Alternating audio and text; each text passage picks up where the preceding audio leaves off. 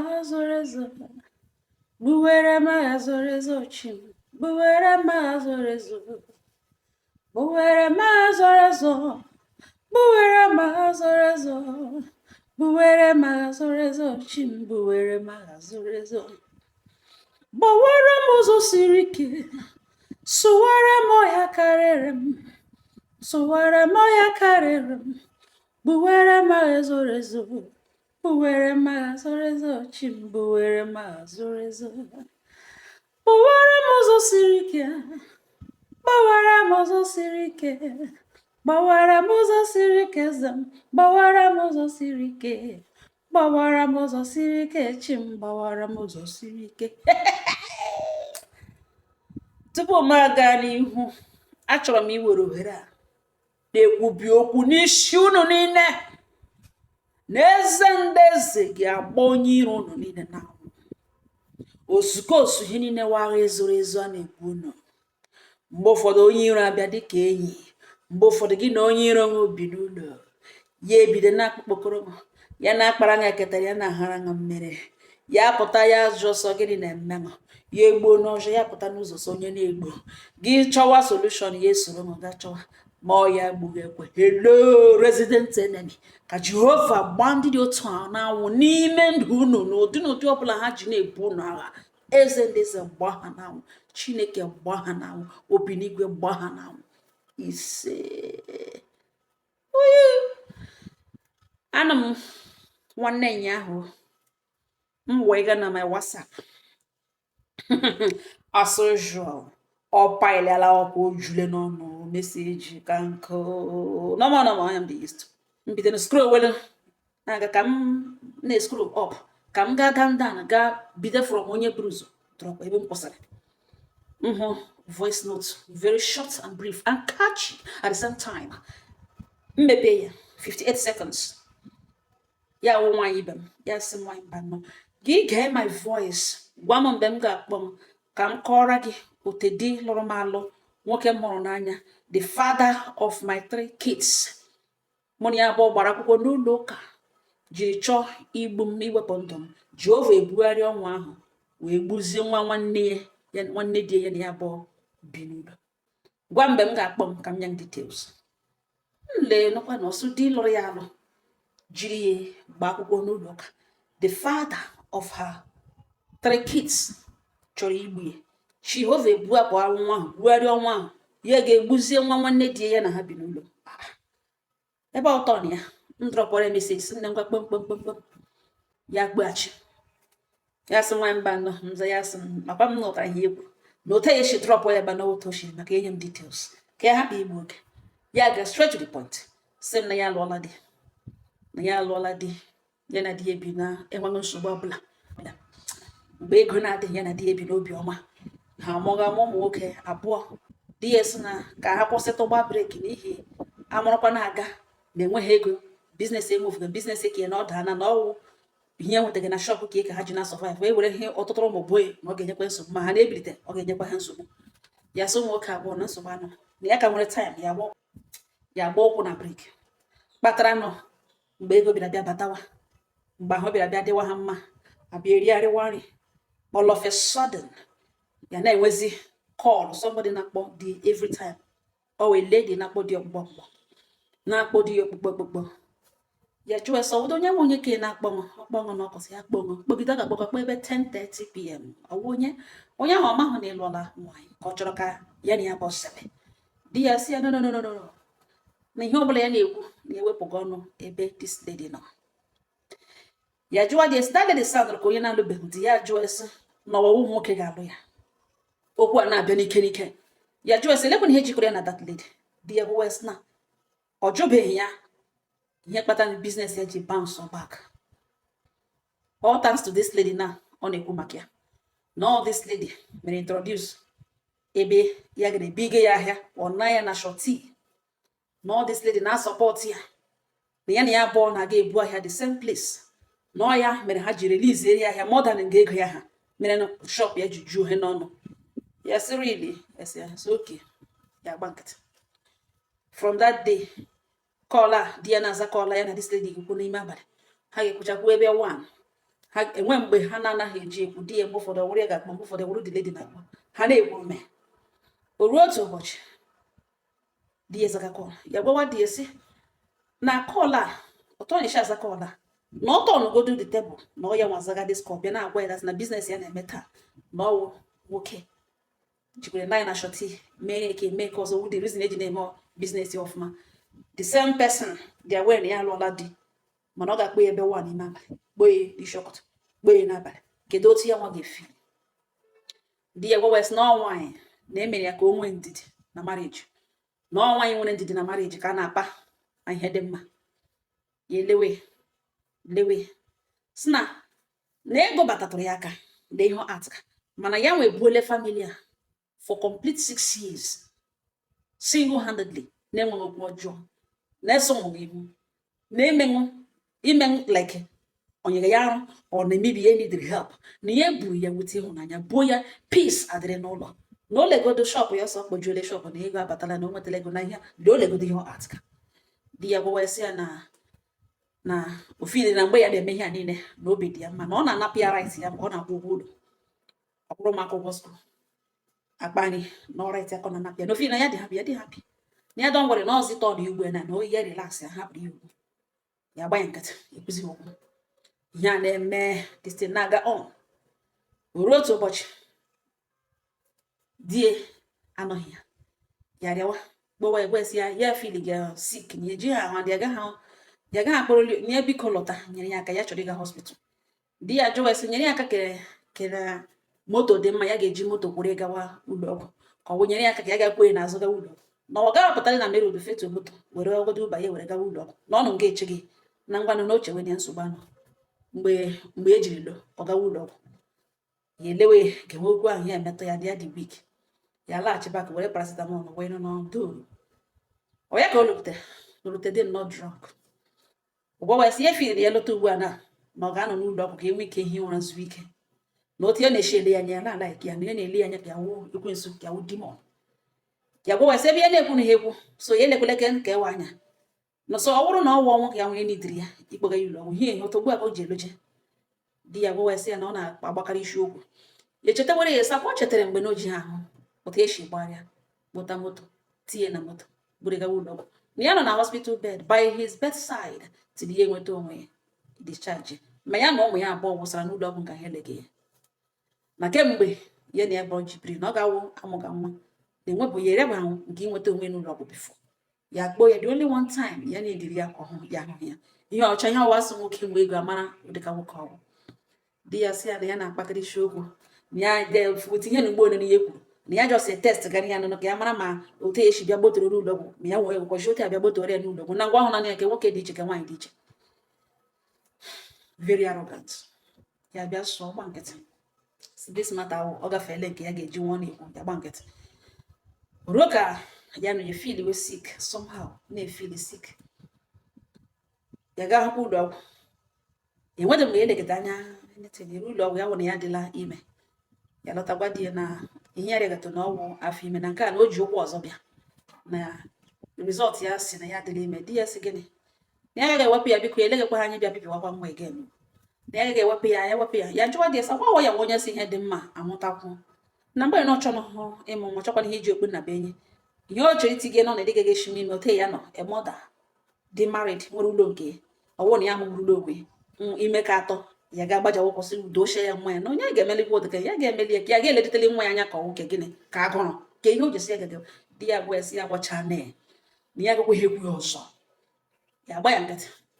ọ gara lo ọsị ya hafa ya gwa esi na ya ga ya ṅụọ n'ọgwụ ya kwesịrị ịṅụ ka ọ pụọ ọ bazie na eji ọkpọla na ịhụla na nso ọkpọla ya na-atụpụzi ya ọnụ ruo otu ụbọchị ọ gara lo gwa ya gasị na ya nwa nwoke ga-egwu ole a ga-amụ n'ụlọ na ihe ya chọrọ ịmụ na ọwa abụọ from her ya jụọ ese okay from her that means o nwere plan ịmụta ọzọ from another woman okwe ha sị ya na ọ banye n'ime ụlọ ya ma na ihe ọ bara n'ime ụlọ gị wee no belt ọ ga-amịpụta belt ọnya n'ukwu chenjie efe yirizie jin sereze neka jin no ya n'ụlọ shaka cherezie belt azụ ya dịrị like this ihe ọzọ ya nọ n'azụ ya na ọgbọwara isi ekwuo ya ebe mmamịrị ọka nwapịa n'ike mfa ofu ebido fuwe ụkwụ ya ebido ma ọ riri because all the so painful yetie di ya jụọ ese na ọhụrụ isi okwu ọ na-asa ya na onwe ya enweghị respect ya na-asazi ya okwu na ya ga-agwa ya na ya nwoke nwụrụ and ọzọ na ihe chọrọ ikwe ya wụ na Chukwu mekwere ya ebere ya wụ na nwa ahụ wepụla na ọ na wepụbeghị na ya na ya abụọ ga-eme ihe na-adịghị mma ya na-ele azụ na-ata ya ọkụ chachachacha ya na-ele dị fọkọs ga mara mgbe ọ na-abịa pịa ọzọ ihe ya nwere ike agaghị egwu stand onwe ya and ọ pịakwana ihe ọzọ bụla otu ka ahụ ọ pịara ya banye n'ụlọ ejiri nnọọ ya banye nọ na batrum gbachi ụzọ nọga ebe ahụ rịkọtacha onwe ya mmiri fon kpọwa nwanne ya nwaanyị si elekwekwe ihe ahụ ka ekwekwe ihe ahụ ya mahụ nwaanyị di ya metere sọ ya nwere ya nwa wodi rizin shop ya jiju n'ọnụ na o jikwe shọt ihe ọ gara ga eburu ahịa na-enwezikwa ihe a na-akọ n'ụlọ ya na-agwụ disledi na di ya akọbeghị ihe bifo ọ bụrụzi ike ugbo ya dị ime ka atọ ọgwụkwanụ na ụlọ bet ọ pịara nazi ya na batrum akpụrụ ya kọlụ n'ugbo adị ama enwe ihe mere ya echi na ha jide na ya dịkwa ime ọnwa atọ di ya nọrọ nga asị na ọhụrụ dịka kọlụ ahụ o mere na ọ kọlụ a na-etinye mmadụ na nsogbu ihe ọ pụtara ugbu a na echi enwe ihe mere ụmụnne ya bịa dode si na ya ọkpụrụ nwanne ha na o ruola nke iburu mata ya na nwunye ya na ya abụọ megide mmiri bụrụ kpọwa ụmụnne oke na enite o mere kparaga nna ya ga-akpọkọ ụmụnne gị kpọọ nne di ya gore na ya tụpụrụ ya ọnụ ma mmadụ gwede okwu ya tụpụrụ ya taa ka eme afọ na-ebu ya na disledi gburugburu gbagba ọ bazie na ọpụ ọlọta mgbe o jiri sọ ya ọpụ ọlọta mgbe o jiri sọ ya ọpụ ọlọta mgbe o jiri sọ ya ya nọzi nwa nwanne di ya abịa n'ụlọ ya si dat na ya chọrọ ịbịa nọtụrụ ya na efilighị lonli kemgbe ejiri grajueti ya na efilighị lonli na ya sị ya abịa nọtụrụ ya pọtọkwanụ ka pipụl na-apụ ị na-ele anya ha ama na Naijiria adịghị mma onye ọbụla na ya na-ele anya na ịsa abụcha halalu alapa mgbe ị ga-achọta ọrụ ma ọ dịkwado izi ka ya nọrọ ebe echite ebe na-aga achọ ọrụ ahụ ya so nsogbu anọ na ya na-edikwuru ya sef the lady abịa ya na ha nụrụ ka anyị ejizi aka notisie ihe nwanne mama ya wụ ọnkụl ya na-eme gbawe sị ha na ntị ya sị ya na ya chewekwele ihe a na kọndishọn na ya chewekwele all these things na ihe ya na brọda na-eme mgbe foto brọda na-eme ihe ọrụ karata ya adịghị mma in fact na enwe nwaanyị ga-eteki mgbe mana because of her condition ya ewepụkacha obi ma ewepụta nwa obi na di ya megide exist ka o nwee ike mụọ n'udo pụtụkụrụ nwa n'udo na ọ bụ onye shiri ike na aga ọgụ ya ele okwu ada ledi kwuru ihe o kwuru na ọ wụ eziokwu because ọ na-eme itinye mgbe ya na-ebe akwa jam ya sọ dị ndị mgbe ụfọ ya na-ebe akwa nzuzo ọ na-egidekwere ya bido na-adịghị ọdụ ọ ya ka emegide ya mụọ nwa anọ ntara mụọ nwa nwaanyị di ya sị ada ukwu na ya enweghị na ada ịnụkwa o ka ọwa ada igbo ka ọka osu ada na emechaa ka a mara nọ ya ele okwu ya tụpụrụ ihe ọnụ ya jọsọ mụọ nwa ọhụrụ ya tụpụrụ ihe ọnụ ya ụta dat na nwere ihe oshi ga-ebega na ọmaghị otu oshi agwa datin mana ihe ahụ eventually one day okwu ahụ ga-apụta na ya begide taa ka chi ekwe discharge na ya nweji aka ya gba onwe n'ụlọ ọgwụgwọ ya si ya gala agba ya na nwe mgbe ọ chọrọ ka mụọ nwa na ọ pịara ihe ga-ewepụga nwa si ya chọọ ka ọ bịa mechaa distance ọ bịa gbaa ya na ọ ga-adị ka ihe ya ekwe akọga ihe ya etikwele n'ọnọdụ ịbịa kwụ ụgwọ na o jide ego na ya kwụọla ụgwọ hospital bill ụdị a ga-echi discharge onwe ilo n'ụlọ di ya sị ngwa na ọ dịkwa mma nwa ya ụmụ atọ na afọ ya gbara abụọ gba otu na nwe ihe ọjọọ ka aha ga nwa anụ tere mege mee 1 month mee 2 months nwanne di ya na-emekwa na o mechakwara na ihe ndị ọ ga-emere ya o burukwere faịlụ ga-achụgharịkwa n'ọrụ ọ gakwanụ na 3-4 hours ọ na ọhụ ya elo mgbe ụfọdụ efotokọpị kwanụ CV ya submit ya narakwa nọmba normal appointment a ga-emelepụrụ anya taa ka ọ gara ọ chọgara emechakwa ya elo onye ka ha niile nọ 2 months ka nwa ya nọ ntara nọ DS na a ga-eme child dedication wali ya emebeghị child dedication mbụ ya emeghị ya na kemgbe ya mụrụ emekwere ihe na ka abụọ ya mụrụ ọgwọ wee na ya ga-eme child dedication ya true party na ke na ọnwa ada ya adokwu ya na ya girlfriends ya niile ihe na-ewu ndị enyi ya n'ime ụlọ ga-eju n'ọnụ ya ga-atọka n'opi na a ga-eme ke na a ga-celebrate in a big way na ọwa atọ ugwu ya sịrị ili ya sị mgbe e kpugekwere ihe na nwa ya mụrụ na 2 months nke bụ na after 3 months na 3rd month a ga-eme no child education ya ele ya emi ọnụ sị ngwa ọ ya ka ya nọ ya dị happy si na nwa anọ ntọrọ jụrụ ya mana ọtọ nwa ya na ya ga-emecha wụ best friends because nwa ya mara mma ya ewepụga obi ya chegaghị nda nwa ha lakpuo na that day ya ruo nrọ hụ dị ebe oyi black and black nwe oyi n'elu nwe oyi n'ukwu agbali ụkwụ ya black okpuru okpo black tọpụta ya jụọ ya sị n'ekwere ka oyi kwene black gbakashi everywhere yiri black ya si di ya gwawa ya na nrọ ahụ na mgbe na-adịghị anya na ihe a ga-awụ the latest fashion ya black and black ya ga-eyi ya jụọ eso na ọmakwa na ọ mana ihe ọbụla black a na-erilete ya ịgba mkpe di ya sọ ụtọ ọwụrụ na o mezugo na ihe niile emezuole na ọ just obere ego ka o fọrọ okwucha datin mechie okwu ya pụwa ya na-ele ya sa ele ihe o ji obere oge onye kwere gokwa na ka nne ya ọrịa wala na ya wụ nne di ya ya ewepụba obi otu ya na-echi ya lala ka itiche uche na ihe na nga anụ nta ka ya nọ ya tete na nrụ nta bịazie ntụrụ chewezie ntụrụ kewe echiche sị onye kana ka nwoke ka yikere blak kpọwa vileji jụọ ha mmakwa na ha sị enye ya fon ka na-ekwu ya na nne di egwucha nne di ahụ gbachiri ike nwe onye ọbụla dịga ya wepụba obi. From that day otu ihe na-agba ya rịkọrịkọ n'obi ọ na-adị ya ka ya nụhụ na something dị wrong, something chọrọ ime inner spirit ya na-agba ya na-ekechi nkwụcha ya mana ahụ ya ebelivuga ihe anya na-ahụ mana inner spirit dazi mmụọ ya nụ ya n'ime ebube Chineke tụrụ n'ime ekewene nkwụcha. A week to the day a na-eme the occasion na di ya lọtara ṅụọ mmanya ṅụọkọ mmanya ṅụchaa na-eshi nnọọ perfume that regular perfume ahụ na-eshi ka ya ọ na-eshi ya na-ele ya ọ gwawa ya sị n'anya mmanya n'ụwa niile ga-agba ọ na-awa agbakọ ọchị agbakọkwa bee akwa na Baịbụl si soro ndị na-achị ọchị sorokwe ndị na-ebe akwa bee akwa ya na-ekwu eri onweghị isi mmanya ya na-ele na ọ ṅụrụ ṅụṅụ ihe ahụ ọkpụ n'ọnụ ya gboo ozugbo o gbochara mmanya ahụ ya daa dị nga ka ya na-ele di ya otu ọnụ n'ala dị helpless dị nnọọ messed up ewelite fon ya bụ koodu fon nụ ntara ka ya eji n'aka ya hụ meseji abata na that phone ya ebutu ihu screen meseji ọsị gịnị na ọ during the party was a perfect time to carry out that mission. Ya lee the message si which party ya were fon ya capture ihu screen ahụ ihe ahụ meseji ahụ kwuru ifu na otu edi ya gbotoro n'ala ma mmanya ma gị na ogburu nọ n'ala ma everything ya were fon ewezuga sete that particular thing na aga agụgharị the message over and over again ka ya ele ma ya ga-akọchata ihe meseji ahụ gaga meseji ahụ mgbe ị na-emepekwara ihe ya gụkwara ihe meseji ahụ ga-ekwu na all during the party was the perfect time to carry out that mission, no failing point. Yeah, message. Yes. Only mission actually carry out. Okay, one of that day get man announce. Na ya chọrọ ịlụ nwaanyị ka ọ that day ka ọ get man. Ke mission and the no failing point meaning gịnị kwana. Ya banket. Ye ke ngwụcha. Onye ya na chi eso ye ke ngwụcha. Ruo na the day a na-eme a na-ekupụta na agacha chọọchị lo. Bido na demand occasion. Megekwe na occasion mecha. Ebido na item 7. Kewe nri di efu. Ya hụ wụ di. Ọ gara do.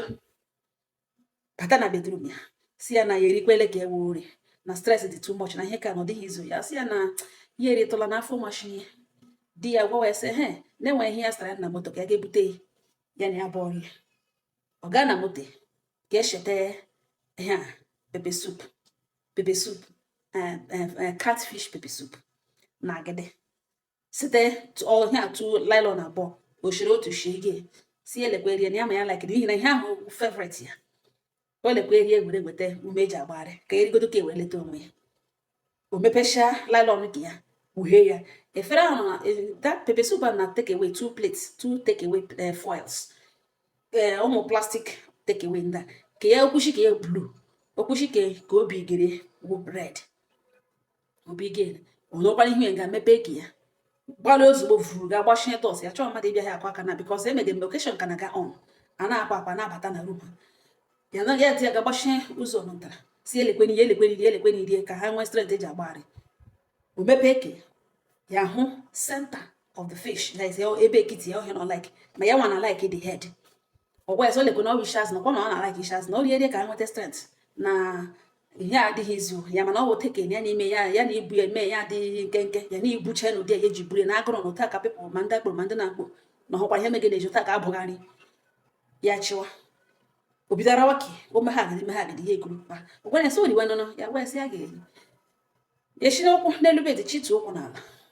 ụkwụ nụtara ya wụrụ n'ala iyi ụta mgbere ihe a na-enwe ndị a na-akpọ ụta mgbere ihe a na-eme ụkwụ ya na-eme iyi ụkwụ ya bụ eme iyi brizi buo shie n'oboro isi buru ya n'ụkwụ ala akpara oyi akpara chicha wuzuo ya ahụ meseji a ya gụrụ abịakwa ya n'obi kpa na during the party was perfect time to carry out that mission. no failing point. You cheta that message. Say mama send the DM message. And ya battle ga ihe gbasara infidelity ya na nwaanyị ọzọ and otoshi ekwugo tikwere nwa na ama na ọchọ ka mmụọ ya a lot of things na gịnị ka o ji ebute these two plates na awụghị ihe eshiri na berial n'ịnọ hia eshiri na ya gbakasa gịnị ka o ji geshite ga zụta this one na-anọghị ebe a bụrụ bịa mgbe ya gwara ebute iwe a bịa mee ka iwe na-ewe ya bịa na-ajụ a lot of questions n'isi ya emepere the thing mgbe e mepere ya ihe ndị a niile na-agbagharị ya n'isi ewere ngaji na-atọ ọnụ the thing ele automatically lose appetite for that food. You would push it. Yes, I lay you push it. Omo boya joy. Near when you are no point, get knock. Ya what yes now. Mboma kwa nona gezo tre. Favorite oma kwa na here no. What to why here see kuleni. Oyeri bogaga sote. Otubo yeri jucharafo. Afo no what ka dia see no push it because ya cho ma di metiaka. You would aka machine. No happy ya. No kwa hora chaki wa bebe ara ya kumba ge do kuru bed. See o here geri alama. Na my man. Kwa wehere ihe kwe ki appetite ki ya nko ye keshie so ngwana ka edobara ya ka mgbe ọ ga-eri ya so oke onye ka ha kwara nwanne di anọrọ ngana gwawe na akụrụ na agụ ya na ya eriele rice too much ka ya chọọ wee ga-emebute ofe ya gwawa sị enwere pepe soup ọnkụl ya butere ọwụ na ọ ga-azụrụ akpọ ya were pepe soup ahụ rie ya na ngọ ọsị ya antị lebe ọ ya sọ n'okpuru bed ya even ke dia ke uncle ya nọkwa dia na ọ bụrụ ke nni shishi ọ ka na-emepe the other one dey dey ritola ọ ga so ga-abịa chi back ya ya ga-eri kọrịrị ọnụ na e bụrụ ka ahụ na ọ gbalịala o bụrụ ka ahụ suru na ori fokwere ya nwa ya so oke ọ ya ka nwata nwaanyị bụ bịa nọtara gị bụrụ onye nọtara gị kwericha ụmụnne ya gwara so orifure mana orifure ya na because of the according to her the pepe soup na ọ dị ụtọ ọ bịakwa gwa santi ya dịkwa shon ya ga-eri fokwere ya nye ya gwa so ngworicha no problem nwatakịrị atọtụ ihe nta dịchapụ occasion na-emechakwa location onye ọbụla lasha wadi onye hụrụ onye azụ ebido gbarịwanụ because after occasion aga atụtụwanụ ma bọtụ bushiwa mefere ma gịnị clean wee butuwe maka n'obi ọ na nọdụ ọrụ ọzọ abaghịga n'ọrụ na ndị ya eme ihe niile ngwa mee everything ngwa n'otu oshi na-arụ ka ya ajaki ya butu kanopi ya kpọ maji mee ka ịshọ na-afakwetị everything onye ọbụla lakpụsị ha lakpụta ruo na abalị ya di ya gwa sị he na pepe soup ya ahụ ka ya gadaga eburu ya ritọ di ya gaa n'okpuru bedi ebe o dowara ka ya bupụta ya nyozi anya ọhụzi ikwe hụ ka nụtara obi iri ọ jụwa sị o ya gara pepe soup ya gwakwana ya gwa di ya so rubeghị 10 minutes nwa nwanne nwaanyị burie ọsọ ihe olulu ọkụ ga-eri eriele rice ihe eshiri ngala na rice occasion na rice ka eshiri na ya eriele rice too much na ihe olulu na ọ na-agụ ya gwa sị ngwa o were akpụ suru de pepe soup rie di ya sị gịnị mecha kochete onwe o na ọ gwara ya sị ego niile ihe spendụrụ wee zụta shaz na ọ ma na pepe soup ebe a na-agazi na ọ dị ọnụ o were bige nwanne nwe gwa sị na nwatakịrị gbala ọ nọ n'ọtụtụ ọ gara oji n'ọsọ na-achọ iri ihe olulu ewerekwe na-ebige ọbụ ihe ọjọọ no deserve ya gịnị ego ụlọ sọkwara ya zụọ ya na da ga deserve iri ezigbo ihe gụrụ ya n'ihi na this occasion na ma mgbagharịa kemgbe abalị osibeghị ike di ya gbagharịa eme ya kpọọ nwa nwanne ya nwaanyị sị na ya bịa ememe ka oji oji were nwe otu mkpụrụ oji gị di gị emecha bịa gwa ese ikpe nke emeka bido brọda akpụkwa na emeka brọda akpụ ebe na ọsị hafụ ya don nwere na ya ghọtakwa mgbe nwere ihe ọ chọrọ iji ya n'ọma ọ enwe ihe ọ chọrọ ịgwa ya n'ọma hoto oshi agwa ya bịa lee okwu ahụ sọ ga-awụnụ na pepe soup ahụ riri olege ma in fact ya chọghị iche anything nwaanyị bana ruo n'ime abalị nwa nwanne ya nwaanyị hụjie afọ na-atakashi afọ na-ahịakashi nwatakịrị mgbe ọ bịara bịa kpoo ha ọ dịla wik mgbe o tipụtara mkpu ọ dịla wik dị down ha gbakpọ ebe a nwatakịrị na-acha ụsọ green arọsha ya ụlọ ọgwụ mgbe a na-erute ebe a ya nwụọ jụọ oyi ya jụwa dị esi na ọ gwakwala na ọnwụ nwa nwanne ya nwaanyị nwụrụ na ọrụ ya maka projektịrị ya di ya sị gịnị ka o menere na ọ chọrọ ka ya ebupụta okwu a na ọ chọrọ ka ya ebupụta okwu na kemgbe nwa ahụ ji nọrọ n'ụlọ ha na obi arụ ya mma na obi na-agbawa ya na nwa nwanne ya nwaanyị nọ n'ụlọ ha o ya zụrụ pepe soup bigi na ọ gwakwala ya na ọ poison na pepe soup a na-achọ ibugharị tebụl ka a sịkwa na ọ pepe soup ya zụrụ ka nwa ahụ riri nwụọ na o mere kwa ọnụ ya rie na ihe mere na okeshọn ka akpị na enwe onye ma riri poison nwere onye ọzọ mana ọsị na ya chọrọ ibupụta okwu a na ọya maka ọ ga-akọndishi n'ihi na ihe butere pepe soup na-ara aga ka ga ọsị ara the same place ya zụrụ ebe ya zụrụ okwe ha ara o shi na azụga poison osisi dị gị ga eburu baby soup ahụ ọ chọrọ ịnya ịga n'isi ọ chọrọ itwist ya nya ịga n'isi na ihe ọ chọrọ ka o mere na ya achọghị ịgba ashị because of ụmụ ya na ihe ewu ihe a na-eji atụ mmadụ please na because of ụmụ ya mana ọ jụọ ha ajụjụ ahụ again mana ọ jụọ ha ajụjụ ahụ again ma ọ ga-ahụta ọ ga-adị ya na abụọ ya lady so kere ya na ihe okwu ya kpụrụri kemgwụcha baiga n'ime ụlọ gbachi ụzọ mgbe ikpere kelegide Chineke ụmụ ajụ ọsọ gịnị mere ihe na okeshọn ihe a na-ekwuziwo ụfọdụ sị ọ ga-awụ ndị iro the girl or ndị the girl riri ego ha abịala the party one way or the other poison the girl using another person ya nga riri na party ha onye ma onye poison nwaka o onye ma na ebe oriri nri and because e kwuru ya autopsy doctor kwuru that na ihe nwatakịrị riri na poison ka e nyere ya nwụ nwanne dị ebe eburu nwa anọtara ga elie ọlụbere di agata ya n'ala gwawa nwanne ya nwaanyị si ya dọnwere na ya ga-eme ka ya up for ha na ya na suspect na enwere onye nwa ya nwaanyị brekere heart ya snake mgbe apati na-aga on nye mmadụ ihe bịa poison ọrụ ya nwanne ya nwaanyị ya na-eme okwu a ka okwu a daa ya at all cost ya na-ele ihe dị ya gwaga nwanne ya nwaanyị na-ebe elie nwatakịrị ka ha aga ya wepụta the message gụwakwa ya gụwakwa ya gụcha gbadie si ya chọrọ ebe ekupụtala nwa ka ya kpọrọtakwana ụmụaka ga-eletakwanụ nwanne ya nwaanyị gbarịrị mgbarị ụlọ ọgwụ ọrụ abịa taa ka okwu toro ka ya kakwa ya na ha nọtọkwanụ di ya sosogba na ọ ga-awụ owe good idea ya gakwuru nwanne ya nwaanyị and n'ihi nwanne ya nwaanyị ahụ di ya na-eme ka ọmama ha mụrụ ya like o were ha dịka nwanne ya anaghị enwe ike ikwu okwu hụ di ada na-emechi ọnụ in fact ọ ga-like ka ị ga-asị brọda bịa nọrọ ka ihe m chọrọ ikwu di nwanne ya nwaanyị abịa ya wepụta meseji asọ ọgụgodo meseji a adanne ya gụọ the message gụọ ya sa meseji a dị gwere dangerous somehow na ọ gịnịkwana ihe a ga-eme during the party perfect time to carry out the mission enwe ya chọrọ ịgbagbu ka ọ gịnị elebe onye sendịrị meseji elebe ọhụrụ meseji di adanne ya gụọ ya si meseji a ọ dị ka ihe esendịrị from plotting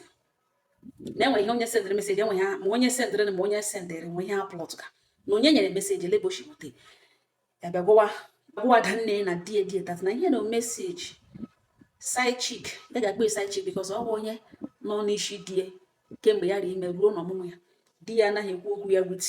ọ na-apa this lady with so much respect until na ya ga-anọ ya lawa na ọwụ meseji ọ gara ṅụọ mmanya one day ọkwa the same lady ya na abatụrụ n'ụlọ ka ọ gara ga ahụ lụọ very late hour ṅụọ mmanya n'elu ya ṅụọ pieces lọta gboo fon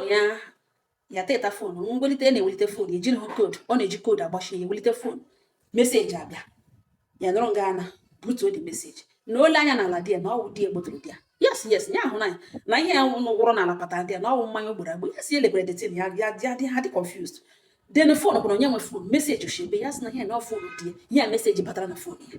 na ihe meseji batara na fon ya 1 week before ya eme child dedication na ya gụcha meseji a save ya now that day emeghe party emegecha dị emecha na ememie na ihe onye ọbụla pipo eriele nri ya di ya pụọ ga zụta nri catfish pepper soup na agide n'ihi na favorite ya buru ya elo bubude na ngwugwu o ji efere abụọ na light ha lion bags nye shege wan shere wan si eri ya mana ya gbara ga eribe shigbo ni ya emepe ebe cheta nru ya rụrụ ya nọ na nro di ya yiri black and black ma okpu black ma topolo black ma trouser black ma shoe black ya jụwa dị esi o yikwen black and black di ya esi na mgbe na-adịghị anya na ọ ga fashion ya lee okwu ahụ na mgbe o biri ya gide ya cheta ihe meseji ya nwetara ya meseji n'ugboele na during the party na ọ perfect time to carry out the mission no failing point ya ma onye carry out this mission and ya mana di ya enwe side chick o nwere respect for ya mabe ihe jikwara ya na ya abụ na ya mabeghị na ọ ihe kpatara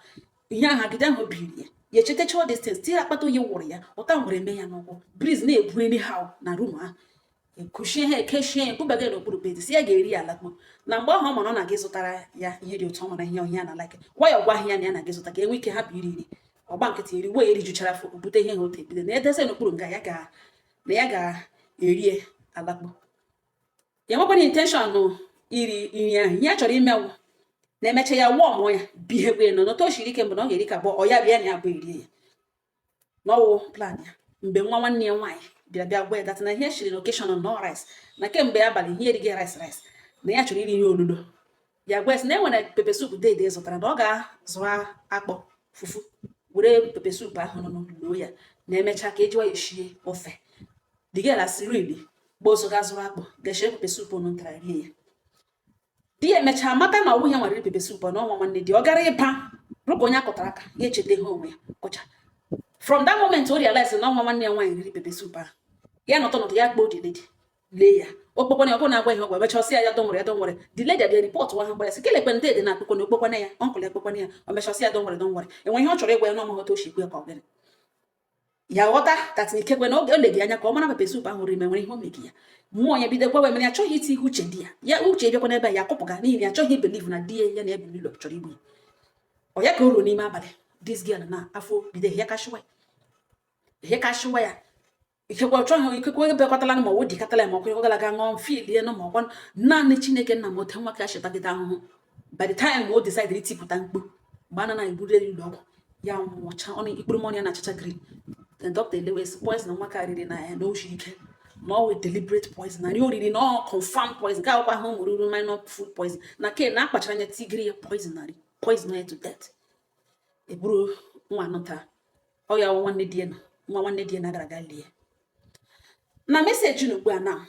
ya jụwa di ya amahụ na eji this message ọ mahụ na ya this message a ya gụrụ ya ọ mahụ na mgbe this lady ya jụwa di si na ihe nwa riri nwa kwa pepe soup na obi giri di change the matter ozugbo kpokpokọ ihe niile nya ga n'isi mee ya elu ka o like ọwa ihe ọgwụ gakwa ntụrụ gakwa mmadụ girl that na the girl ya na suspect na enwere onye obrekere heart ya asụ nwa agbọbịa na ọrụ ka onye ahụ were opportunity abịa mgbe emegokeshon bịa poison this girl bịa poison ọrụ ya n'isi na ya dọ nwere na ya ga-eme gị ọpụ ha bewe the lady ọ ga-eme gịnị nwanne ya nwaanyị nwe ọ ga-egbu nwanne ya nwoke ka ọ ya nwa ọ ga-egbu eburu nwa agbọbịa ga-eme gịnị gali ihe mere ga-emegokeshon enweghị onye mmadụ ole ka ị ga-eme arrest mmadụ ole ka ị ga-question ndị strangers bịa ndị bịara from different places onye ọbụla bịacha na ala ole ka ị na-aga ime investigate definitely ha na this lady biwere before the occasion ọ bụrụ na ha nwachọrọ ime poison mma nyere nne ya no since agaghị echewe the party mana ihe ihe oriri na party enwenwe ebe place ya ihe boziri ya wụ na ọnwa agbọbịa ikekwe nwere nwoke obere kiri heart ya otu ọma agbọbịa mega ugbu ahụ nyere nwa ahapụ onye ochie mma na onye ama na onye ahụ ewerezi ohere a sneak into that party ground ntazi mee ya kọrọ nwanne ya nwaanyị ọ kọrọ ya na-elebe di ya different ọbịa side ya panyọ ya from asking that question further ọbịa ha na nke nwanne nwaanyị mee na ha teledele ihe na-eletele ya na ya chọghị believe that na ihe a nwa ririwo through your pepe soup di ya biri iri with this message na ule ihe ha chere na ụjọ na-atụ ya n'ugbe di nwanne ya nwaanyị asa akụkọ ha na okwu niile ihe ya dọt ji aka connect ara onwe ya na ihe mere na ọ bụ na meseji ahụ meseji n'ugbu a na ebe phone ebe meseji anọ the reason for this message a ga-enwetakwu more evidence n'ime phone na si ọwụ na ọ ga-permit ya kpọọ ya wegere police somebody ya ma na police force ka o mee investigation ya ọfụma ewere the message transfer this man were ga meet the police officer the DPO elewe si wow jụcha ya ajụjụ niile ọ jụrụ ya si ya hapụziri ya okwu na ya ga-amata nke weziokwu ọ ya ka eruru ebe ahụ die n'ozi one day police abịa mee ya arrest ha kpere gaa na police station si emepe phone ya jụ ha gwa na anaghị eme ya force na nwa nwanne ya nwaanyị jọsọrọ nwa n'ụlọ ya na ha nọ ha make investigation ha di ya jụwa sị na ka onye report the matter call ga for investigation ha gwa sị na it doesn't matter na ọwụ nwanne ya nwaanyị ọkwa na nwunye ya mana ha nwa make investigation now from an anonymous fellow na mmadụ nwụrụ na police ga-arụ ọrụ ya na na-eme ya force na otu a ha na-eguzo ngugbo na o mepee phone ya na onwe ihe achọrọ check and ha ji warrant to go through it ya jụ ha sị ngwa na ewetegode phone edere phone ala sị mgbe ọ dị ready mepe ya emepe na ọ kpọrọla ya bịa na emepe